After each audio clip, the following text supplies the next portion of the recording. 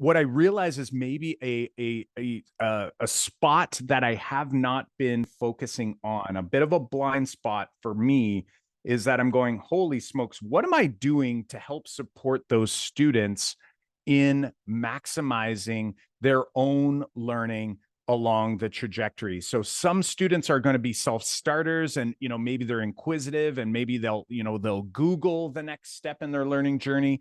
But for other students, they probably are just going to complete what has been sort of assigned to them.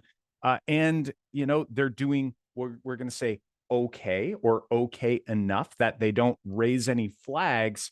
But I just wonder, I'm like, I wonder if those students, if we had better supports there for them, how could we help push them so that they maximize that learning experience versus just sort of like reaching the bar, right? Like just hopping over that hoop, whatever that bar is set. It's like we made it over and, there's no red flags. So let's just keep rolling along.